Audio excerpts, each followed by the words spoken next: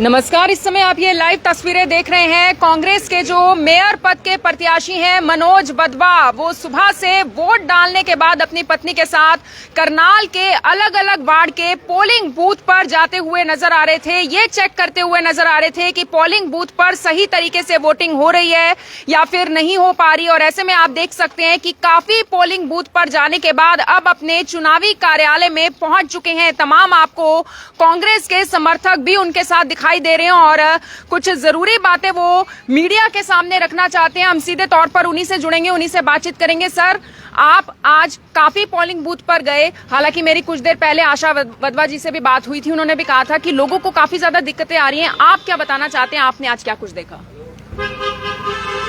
सबसे पहले तो करनाल ब्रेकिंग न्यूज के सभी दर्शकों का और आपका बहुत बहुत धन्यवाद है कि आपके सामने जो आज के समय में, इस समय जो सबसे बड़ी दिक्कत आ रही है वो वोटर लिस्ट के अंदर बहुत सारे लोगों के नाम ही नहीं हैं। इवन कि हमारे वार्ड नंबर 2 से प्रत्याशी हैं आरती काम्बोज, उनका वोट ही नहीं है। मुझे तो ये नहीं समझ आ रही, जिस दिन उनका नॉमिनेशन हुआ, नॉमिनेशन के साथ ऑथोराइज वोटर लिस्ट जाती है। जब उनको उनका नॉमिनेशन जो नामांकन भरा जा चुका है, जब वोट देने की बारी आई है तो वहाँ पे उनकी लिस्ट के अंदर नाम नहीं है। तो इससे बड़ा मतलब घोटाला या घपला क्या करेंगे हम। उसके बाद पूरे करनाल के अंदर जहाँ भी जा रहा हूँ वहाँ पर दिखते ही दिखते हैं। किसी प्रकार की चुनाव आयोग के द्वारा कोई भी सुनवाई नहीं हो रही है। बात टेलीफोन करते हैं, आरओ वगैरह बात ही नहीं कर रहे। अगर कोई एक आध बार फ़ोन उठाते हैं, हाँ हम अभी देख रहे हैं, उसके बाद ख़त्म बात। बहुत सारे वोटर्स की लिस्ट में नाम ही नहीं है। पता नहीं क्या किस तरीके से चुनाव करवाया है। और लोग वहाँ पे पोलिंग बूथ पे आगे जब उनकी लिस्ट के अंदर नाम नहीं मिल रहा, वो वापस जा रहे हैं। अभी तक आप देखो 2 बज चुकी है, सुबह 7 बजे पोलिंग स्टार्ट हुई थी, परसेंटेज काफी कम 8 बजे मेरे ख्याल लगभग 28-30% पोलिंग हुई है। इसका मतलब क्या है, जानबूझकर बीजेपी द्वारा ऐसा प्रपंच रचा गया जिसकी वजह से आज करनाल का वोटर परेशान हो रहा है और वो अपना वोट नहीं डाल पा रहा है।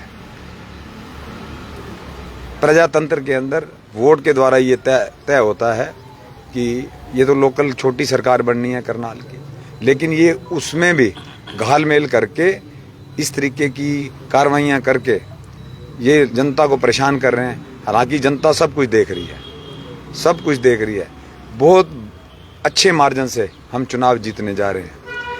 जो बीजेपी को पता लग चुका है, इस वजह से उन्होंने इस तरीके की, पहले उन्होंने सर्वे भी करवा लिया है। इस वजह से उन्होंने ये जो गलतियां हुई हैं या जानबूझ के जो ये काम किया गया है ताकि लोग अपना वोट ही ना डाल सकें। तो पिछले इलेक्शनों में भी सर ये दिक्कतें आई थी, विधानसभा चुनाव हुए हैं, लोकसभा चुनाव हुए हैं। देखो, छुटपुट गलतियां होती हैं, छुटपुट दिक्कतें आती हैं, लेकिन ये तो आज कोई भी बूथ पे चले जाए, बूथ नंबर 219, अब नया नंबर 20, लिस्टें दे रहे हो आप पुराने बूथों की, और नंबर लिस्ट जो आ रही है वोटर लिस्ट की, उसमें 20 नंबर आ रहा है, 21 नंबर आ रहा है और वो 220 नंबर है। क्या मतलब कोई तरीका है? चुनाव आयोग को या ये सरकार के मिलके सरकारी मशीनरी का दुरुपयोग करके ये सरकार, बीजेपी की सरकार, इस तरीके के कुकृत्य कर रही है। शर्म आनी चाहिए। सर, ऐसे कितने % लोग होंगे जो वोट किसी कारणवश नहीं डाल पा रहे हैं, उनका नाम ही लिस्ट में नहीं होता और वो घर जा रहे हैं बिना वोट डाले? मेरे ख्याल से 10 से 15% वोटर ऐसे हैं जो वापस लौट के घर लौट रहे हैं। जिस भी बूथ पे जा रहे हैं, कोई ना कोई जिस बूथ पे भी गए हैं, कोई ना कोई प्रॉब्लम। कभी मशीन बंद हो रही है, वोटिंग नहीं हो पा रही है, 5-5, 7-7 बार बटन दबाया जा रहा है, उस पे वोट ही नहीं डल रहा है। आपको क्या लगता है क्यों हुआ ये सब? ये उनको ये डरे हुए हैं, वो डरे हुए हैं। उनको ये पता है कि हमारी बहुत बड़ी हार होने वाली है, इस वजह से वो इस तरीके की कार्रवाइयाँ करवा रहे हैं। षड्यंत्र रचा जा रही है, अगर सही पूछो तो वो मुझे रोकना चाहते हैं, लेकिन करनाल की जनता ने तो मन बना लिया है। 80% लोग करनाल में मेयर के लिए मनोज वधवा को वोट देने जा रहे हैं। तो आपके अंदर, आपके समर्थकों के अंदर पहले वाला जोश अभी बरकरार है या नहीं है, या फिर बरकरार, आपको किसी तरह की कोई टेंशन लग रही है? नहीं, टेंशन कोई नहीं है, टेंशन कोई नहीं है, बरकरार है पूरा जोश। लेकिन जो इनके कारनामे हैं, जो ये हथकंडे अपना रहे हैं, वो मतलब बेशर्मी की हद कर दिया है इन्होंने। जी, तो बिल्कुल आप देख सकते हैं तमाम जो समर्थक हैं वो कांग्रेस के जो मेयर पद के प्रत्याशी हैं मनोज वधवा, उनके साथ यहाँ पर खड़े हुए हैं, यहाँ पर पहुंचे हुए। सर, आगे भी जाएंगे अभी पोलिंग बूथ्स पर? नहीं है, वो तो अभी आधा करनाल भी नहीं हुआ, सभी से मिलना जुलना हो रहा है। उसके बाद अभी बस्तों के बाहर भीड़ देखी जा रही है आज या नहीं? मैं कह रहा हूँ जी, आप खुद जाके देखो बस्तों के पास भीड़ क्या, पोलिंग बूथ पे मतलब जो वोट हो रहे हैं ना, आप ये देखो कि अगर 30% पोलिंग हुई है ना, तो उसमें आप ये देखो 25 से 26% पोलिंग अपनी। मनोज वधवा जी क्या कहेंगे? भाई मनोज वधवा जिंदाबाद, भाई मनोज वधवा जिंदाबाद। तो बिल्कुल तमाम समर्थक भी हैं। सर, आप खुद आपने वोट डाली है? डाला हूँ। डाला है। आप सबने वोट डाली है यहाँ पे जो भी आप खड़े हुए हैं? समस्या मुझे भी आई है। मेरा पहले 986 नंबर था, जब मैं अंदर गया 38 बूथ था। अब वहाँ बूथ नंबर भी चेंज कर दिए और वहाँ पर फिर मेरा वोट निकला 948 नंबर पे, मतलब है तीसरे कमरे में। जब पहला कमरा 38 वार्ड में था, मैं अपना 10 वार्ड में 38 नंबर था बूथ नंबर मेरा 100 कुछ बना दिया। फिर उसमें गया मैं, वो कहने गई आपका नाम नहीं है। इस बार वार्ड में भी सर चेंजेस किए गए हैं, उसकी वजह से भी दिक्कत हाँ, उसमें भी दिक्कत आ रही है और लिस्टों में नाम ही नहीं है। लिस्टों में नाम नहीं है। आपको भी सर यही दिक्कत है? यही दिक्कत आ रही है, सबको यही दिक्कत आ रही है। पूरी धांधलेबाजी पर उतरी हुई है सरकार, पर सरकार कोई अच्छा नहीं लगता। ये तैयारी पहले हो जानी चाहिए सर, समय तो मिलता है। हाँ ना, करना चाहिए था ना, सरकार ने कुछ करा नहीं। सरकार तो धांधलेबाजी कर इसको जीतना चाहती है। आपने वोट डाला है सर? डाला। क्या नाम है सर आपका? ललित अरोड़ा। तो आपने अपने आसपास देखी कोई दिक्कत आ रही है, परेशानी है?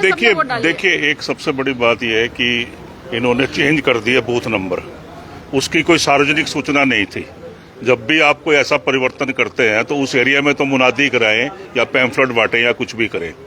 दूसरी चीज ये है कि जब शिकायतें कोई करते हैं, 99% हम लोग टेलीफोन पे इमीडिएटली करते हैं, ईमेल वगैरह का इस्तेमाल कम होता है। तो जो सबसे बड़ी दिक्कत है कि जो रिटर्निंग अफसर या उसकी जो टीम है, उनका काम है फ्री एंड फेयर इलेक्शन। और फ्री एंड फेयर इलेक्शन के लिए जरूरी है कि आप मेरी शिकायत सुने और मेरे को जवाब दें।